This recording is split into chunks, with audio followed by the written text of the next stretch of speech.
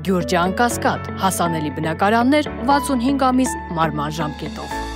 Տիկին նախարար, ես էլ եմ միանում շնորհավորանքներին։ Ես երկու հարց ունեմ, ճիշտ ասած Գեղարքունիքի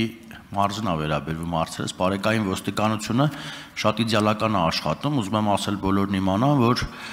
եթե չեմ սխալվում, այս տարի Հայաստանում առաջատար են թմրանյութի բացահայտմամբ ու շատ գովելի է այս, բայց մի հատ ես խնդիր եմ տեսնում ես այդ ոլորտում, բարեկային ոստիկանության այդ թե աշխատակիցների թվաքանակը,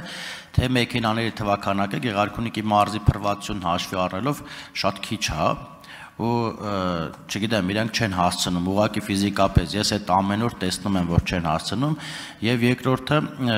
մեր ջրային բարեկային ոստիկանության մեքենաները վերազինված չեն արագություն չափման սարքերով եւ այլ սարքերով, գոնե որ նրանք էլի աջակցություն մյուս բարեկայիններն էլի ծառայություն են իրականացնում մայրուղիներում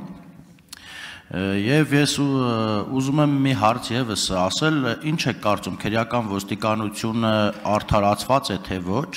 որովհետեւ օրինակ ես Գեղարքունիքի մարզում թե համայնքային ոստիկանության ջանքերն եմ տեսնում, թե բարեկային ոստիկանության չարչարանքն եմ տեսնում ամեն օր,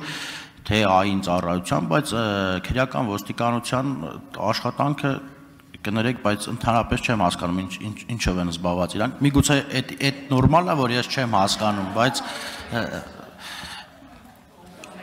Շնորհակալություն։ Շնորհակալություն,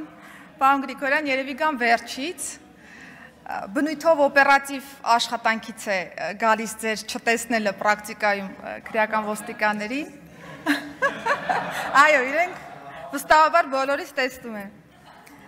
Պարոն Գրիգորյան, իրականում քրեական ոստիկանության առումով ծառայությունը նոր է ներդրվել, կարելի է ասել, 2024 թվականի նոյեմբերի 1-ից, բայց ներդրումից հետո ունենք բավական լավ արդյունքներ գրանցված եւ թմրամիջոցների ԱՊՆ շրջանառության դեմ պայքարի թվերը ես որ նշեցի, մի քանի տասնյակ կիլոգրամներ միայն նոյեմբերի 1-ից հետո են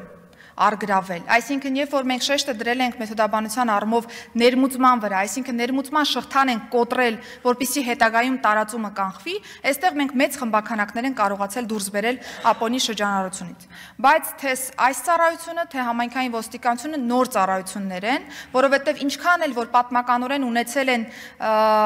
իրավահաջորդն են եղել, հա, այսպես ասեմ, մնացյալ ծառայությունների, բայց մենք նոր ֆունկցիոնալ ենք որոշարկել այս ծառայությունների համար, նոր կրթական բաղադրիչ ունենք դրանց տեսանկյունից եւ ընթացիկ տարվա կտրվածքով պիտի շարունակենք կատարելագործել մեր ծառայողների կարողությունները, ընդ որում այս տեսանկյունից կարեւոր է, որ համայնքը, այսինքն համայնքային ոստիկանությունը, բարեկային ծառայությունը, քրեական ոստիկանությունը շատ սինխրոն աշխատեն, որովհետև մեկի մոտ հայտնված ինֆորմացիան կարող է մյուսի գործառույթին ծառայել եւ դրա ճիշտ մշակման արդյունքում շատ ավելի մեծ բացահայտումներ կարող ենք ունենալ կամ գրագետ համայնքամեծ ծառայություն կարող ենք ունենալ։ Եվ այս տարվա կտրվածքով մենք հենց թվայնացնելու ենք այս 3 ծառայությունների աշխատանքը, բարեկայինի դեպքում արդեն կա թվայնացված գործիքակազմ, որպեսզի ավտոմատ տվյալների փոխանակում տեղի ունենա եւ նրանք կարողանան այսպես ասեմ, սելեկցիոն տարբերակով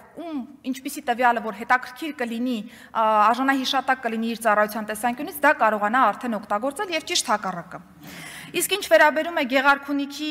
մարզային գումարտակին, ճիշտ նկատեցիք, որ մենք 2 կատեգորիա ունենք, մեկը ստանդարտ բարեկային ծառայության աշխատանքն է ցամաքային հատվածում, որտեղ որ ստանդարտ սպառազինություն կա, մյուսը ջրային բարեկային վաշտն է, որտեղ որ կան հատուկ կահավորված մեքենաներ, որոնք առավելապես կիրառվում են Սևանա լճի Առափնյա հատվածում, որպեսզի կարողանան ծառայություն իրականացնել։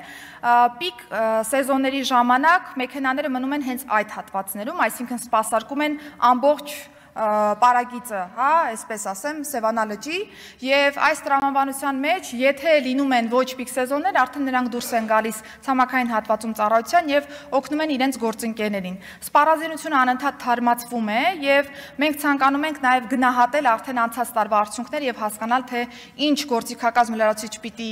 ավելացնենք ջրային բարեկային վաշտի աշխատանքում, որովհետեւ ընդամենը 1 լիարժեք տարի է կարելի ասել, որ ծառայությունը գործարկված է, բայց նորից տպավորիչ արդյունքներ ունենք, որովհետև ապոնի ձկնորսության դեմ պայքարի տեսանկյունից շուրջ 2 տոննա արգրաված ապորինի որսված ձուկ ենք ունեցել այս տեսանկյունից։ Այսինքն պիտի շարունակենք ծառայությունը անընդհատ կատարելագործել, զարգացնել, վերազինել, որպեսզի այս արդյունքները թե ջրում, թե ցամաքում լավ լինեն։ Արձագանք համեցեք։ ճիշտ ասած ես նկատի ունեի ու խնդրանքս ձեզ, որ վստահ եմ այդ շատ արժեք չունի այդ արագաչափը իրանց մեքենաների մեջ, որովհետև եթե պիկ սեզոնը չի, իրենք նաև մայրուղներին են սպասարկում եւ այդ արագաչափը եթե իրենք ունենան իրենց մեքենաների մեջ, արդեն ավելի լավ կլինի այդ ամեն ինչը։ Եվ ես մի խնդրանք ունեմ նաև ձեզ, վստահ եմ դուք այդ հանրարարական տվեր եք, բայց կուզեմ եւս մեկ անգամ տալ։ Օրինակ ես միշտ ամեն օր առավոտ գալիս եմ Երևան, ամրագոտին կապած, մեկ էլ մի հատ պետական համալիրով ինչ-որ մարդիկ առանց ամրագոտու արագության գերազանցումը վստահ ու բարեկային դեմով անցնում են, այդ Կոտայքի մարզում է հիմնականում տեղի ունենում։ Ես խնդրում եմ մի հատ այդ մասով նորից խիստ հրահանգ տվեք, որովհետև այդ տհաճ երևույթ է։ Եթե ես չեմ, բայց քաղաքացին այդ նկատում է, այդ շատ վատ երևույթ է, շնորհակալություն։